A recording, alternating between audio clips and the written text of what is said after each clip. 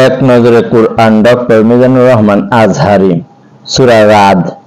তারতিবুন নুজুল, নাজিলের ধারাবাহিকতা তথা কোন সূরার পর নাজিল হয়েছে তা বিবেচনায় এটি ৯৬তম সূরা। এর আগে সূরা মুহাম্মদ ও পরে সূরা আর রহমান নাজিল হয়েছে। তারতিব ফিল মুসহাব, বর্তমান কুরআন মাজিদের বিন্যাস অনুযায়ী এটি ১৩ নং সূরা। এর আগে আছে সূরা ইউসুফ ও পরে সূরা ইব্রাহিম। এক নজরে সূরা রাদ মাক্কি যুগে নাজিল হয়েছে, কিছু আয়াত মাদানী যুগেও নাজিল হয়েছে। এ সূরা কোরআন মাজিদের ১৩ নং সূরা। এ সূরায় ৪৩টি আয়াত রয়েছে। সূরা রাদ নামের রহস্য। রাদ অর্থ বজ্রধ্বনি। এ সূরার ১২ ও ১৩ নং আয়াতে বজ্রধ্বনি নিয়ে আলোচনা জায়গা পেয়েছে। বলা হয়েছে, তিনি তোমাদেরকে বিজলি চমক দেখান ভয় ও আশা জাগাবার জন্য, তারপর নিয়ে আসেন ভারী মেঘমালা। তার ভয়ে ভীষণ ভীত হয়ে বজ্রধ্বনি ও ফেরেশতারা তার প্রশংসা জানায়, সাথে তার পবিত্রতা ঘোষণা করে। তো এখান থেকেই সূরার নাম হয়েছে সূরা রাদ। সূরা রাদের মেজর থিম: ১.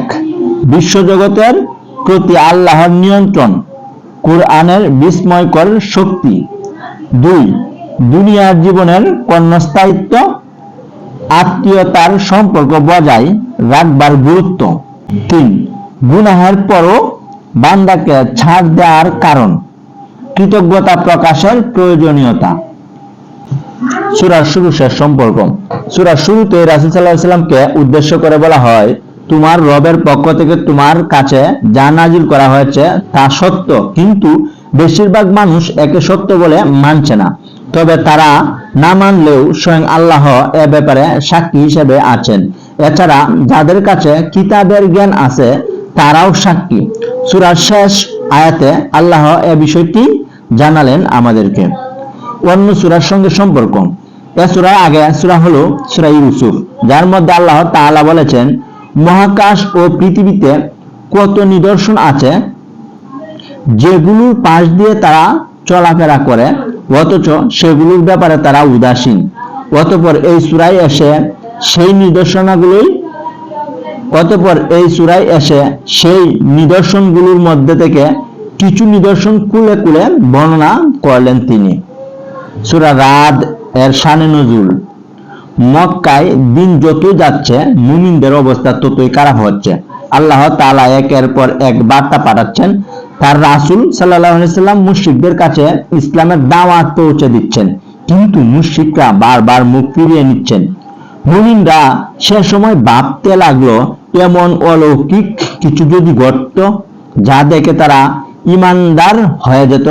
তখন আল্লাহ জানিয়ে দিলেন, এখন আর এর রীতি কার্যকর না, আর কার্যকর থাকলেও কোনো লাভ হতো না। কবর থেকে মরা মানুষ উঠে এসে এদের সাথে কথা বললেও এরা ঈমান আনবে না। জাদু বা অন্য কিছু বলে পাশ কাটিয়ে যাবে। তবু এই সূরা নাজিল হয় মুশরিকদেরকে নসিহত করতে, বুঝাতে, ঈমানের পথে উঠে আসার আহ্বান জানাতে।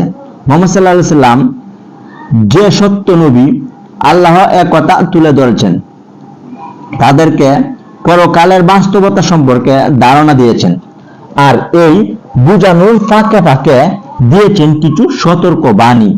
মোট কথা, তাওহীদ, রিসালাত ও আখিরাত, ঈমানের এই গুরুত্বপূর্ণ তিনটি মৌলিক বিষয় সম্পর্কে পর্যাপ্ত ধারণা দিতেই এ সূরাটি নাজিল হয়। এভাবে বোঝানোর পরও কেউ যদি এ থেকে মুখ ফিরিয়ে নেয়, তাহলে তাদের জন্য থাকবে জাহান্নামের দাউ দাউ করা আগুন। আল্লাহ আরো জানালেন, অনেকগুলো বছর মুসলিমরা যে কষ্ট স্বীকার করেছে তাদেরকে এর পুরস্কার তিনি পরকালে দেবেন। এই আশ্বাস মুমিনদের প্রশান্তি দেয়।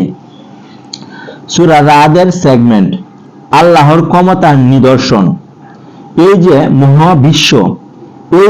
মহাবিশ্ব, তাতে ছড়িয়ে ছিটিয়ে থাকা আল্লাহর অগণিত সৃষ্টি, তা নিয়ে গভীরভাবে চিন্তা ভাবনা করা। ঈমানের মজবুতি। আল্লাহর এসব সৃষ্টি নিয়ে চিন্তা ভাবনার ফলে ঈমান তাজা আর মজবুত হয়। ধৈর্য ও পুরস্কার। ঈমান যত মজবুত হবে, কঠিন পরিস্থিতিতে ধৈর্য ধরাও তত সহজ হবে, আর ধৈর্যের পুরস্কার তো বিশাল। সূরা রাদের ফজিলত। কোরআনে যেসব সূরা কলেবর 100 আয়াতের কম, তাদেরকে বলা হয় মাসানি। ইনজিলের পরিবর্তে আল্লাহ তাআলা মাসানি সূরাগুলো নবীজিকে উপহার দিয়েছেন। এরকমই একটি সূরা হলো সূরা রাদ। এক লোক রাসূল সাল্লাল্লাহু আলাইহি ওয়াসাল্লামের কাছে এসে বলল, হে আল্লাহর রাসূল, আমাকে কুরআন শেখান। নবীজি বললেন, যে সূরাগুলোর শুরুতে আলিফ লাম রা আছে, সেরকম 3টি সূরা পড়ুন। সূরা রাদ এমন সূরাগুলোর মধ্যে অন্যতম। সূরা রাদের কজ এন্ড ইফেক্ট। যে আপনার সাথে খারাপ ব্যবহার করছে, আপনি তার সাথে সুন্দর আচরণ করুন। এতে আল্লাহ আপনার উপর দয়া করবেন। পরকালে আপনার জন্য থাকবে চমৎকার বাসস্থান। সূরা রাদের গতিপথ। 1. ওহীর ভূমিকা। ওহী মানুষকে অন্ধকার থেকে আলোর পথে নিয়ে আসে, সত্য মিথ্যার পার্থক্য করতে শেখায়। 2. সতর্ক বার্তা। না দেখা যে জগৎ তথা পরকাল আর জান্নাত জাহান্নাম এ ব্যাপারে সাবধান করে। 3. ঈমানী শক্তির উৎস। কুরআন মানুষের মনোবল ও ঈমানী শক্তির উৎস। যত বেশি কুরআন পড়া যাবে, জালিমের ভয় ততই টুকটুক মনে হবে। 4. প্রজ্ঞার একমাত্র উৎস। দুনিয়ার অন্য কোনো জ্ঞান মানুষকে প্রজ্ঞাবান ও বিচক্ষণ বানাতে পারে না। এটা শুধুমাত্র কুরআনের দ্বারাই সম্ভব। সূরা রাদ এর ওভারভিউ। আয়াত 1 থেকে 4। কুরআনের সত্যতা ও আল্লাহর ক্ষমতার নিদর্শন বর্ণনা করা হয়েছে। 5 থেকে 7 নম্বর আয়াত। পরকালের ব্যাপারে মুশরিকদের অবিশ্বাসের ব্যাপারটিকে তুলে ধরা হয়েছে। 8 থেকে 16 নম্বর আয়াত।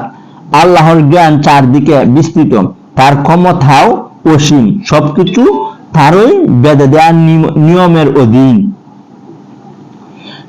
17 থেকে 25 নম্বর আয়াত। মুমিন আর কাফির উভয় শ্রেণীর বৈশিষ্ট্য ও পরিণতি আলোচনা করা হয়েছে। 26 থেকে 28 নম্বর আয়াত। মহামহিম আল্লাহর পক্ষ থেকে বিধান ও নির্দেশিকা দেয়া হয়েছে। 29 থেকে 30 নম্বর আয়াত। মুমিনের পুরস্কার রাসূল সাল্লাল্লাহু আলাইহি ওয়াসাল্লামের মিশন ও কুরআন সংক্রান্ত আলোচনা এসেছে। 31 থেকে 34 নম্বর আয়াত। কাফিরদের আচরণের ব্যাপারে আল্লাহর প্রতিক্রিয়া ও তাদের পরিণতি আলোচনা করা হয়েছে। 35 থেকে 37 নম্বর আয়াত। জান্নাতের বর্ণনা, মুমিনদের পরিণতি, অবিশ্বাসীদের অবস্থা ও রাসূলের প্রতি সতর্ক বাণী আলোচনা করা হয়েছে। 38 থেকে 39 নম্বর আয়াত। যে কোনো আসমানি কিতাবের যে কোনো আয়াত বাতিল করা বা চালু রাখার এখতিয়ার একমাত্র আল্লাহর। 40 থেকে 43 নং আয়াত। রাসূল সাল্লাল্লাহু আলাইহি ওয়াসাল্লামকে সান্ত্বনা দেওয়া হয়েছে এবং তার অন্তরে সাহস যোগানো হয়েছে। সূরা রাদের কেস স্টাডি। সূরায় বলা হয়েছে, কেবল তার কাছেই সত্যিকার অর্থে সাহায্য প্রার্থনা করা যায়, অর্থাৎ মানুষ আন্তরিকভাবে কেবলমাত্র আল্লাহর কাছেই সাহায্য চাইতে পারে। এরপর বলা হয়েছে, কাফিরদের দোয়া বা সাহায্য চাওয়া পুরোপুরি নষ্ট ও বাতিল, কেননা ওরা মন থেকে আল্লাহর কর্তৃত্ব মেনে নেয় না, সাহায্য প্রার্থনা করে বাতিল ইলাহদের কাছে। কাফিরদের এই কার্যকলাপ নিয়ে আমাদেরকে চিন্তা ভাবনা করতে হবে। এটা আমাদের জন্য ইঙ্গিত যে আমাদের ইবাদত ও আত্মসমর্পণ খাঁটি করে নেওয়া দরকার। নিজেকে প্রশ্ন করে চলুন, আমার যতটুকু ইবাদত সবটুকু কি আল্লাহর জন্য? আমি কি নামাজ পড়ি কেবল আল্লাহর জন্য? আমার দান সাদকা কি কেবল আল্লাহর কাছে ভালো হওয়ার জন্য? আমার ওয়াজ নসিহত কি কেবল আল্লাহর সন্তুষ্টির জন্য? যদি উত্তর হয় হ্যাঁ, তবে আল্লাহ আমাদেরকে অবিচল রাখুন। আর যদি উত্তর হয় না, তাহলে এই মুহূর্তে নিজেকে বলে ফেলা জরুরি, নিজের আমলটুকু ভেজাল মুক্ত করে নেওয়া জরুরি। সূরা রাদের রিফ্লেকশনস বা তাদাব্বুর। এ সূরার 28 নং আয়াতে বলা হয়েছে, জেনে রেখো আল্লাহর স্মরণেই হৃদয়গুলো প্রশান্ত হয়, স্থিরতা লাভ করে। এই একটি আয়াত নিয়ে ভাবলে একজন মানুষের গোটা জিন্দেগি বদলে যেতে পারে। আমাদের মন খারাপ হলে আমরা যত রকমের সমাধান খুঁজি, কিন্তু কোনো সমাধানই কাজ করে না। 2-4 দিন হয়তো মন খারাপটা এক পাশে থাকে, কিন্তু তারপরে আবার জেগে ওঠে। এমনটাই হবার কথা। আল্লাহ নিজেই যেখানে বলে দিয়েছেন হৃদয়গুলো কেবল আল্লাহর স্মরণেই প্রশান্ত হয়, সেখানে অন্য কোনো চিকিৎসা কাজ করবে না। তাই তো স্বাভাবিক। সুতরাং তখনই আপনার মনটা অকারণ অস্থির হয়ে পড়ে, তখনই কুরআন তিলাওয়াত করুন। যখনই আপনার মনটা অকারণ অস্থির হয়ে পড়ে, তখনই কুরআন তেলাওয়াত শুরু করুন বা নামাজে দাঁড়িয়ে যান।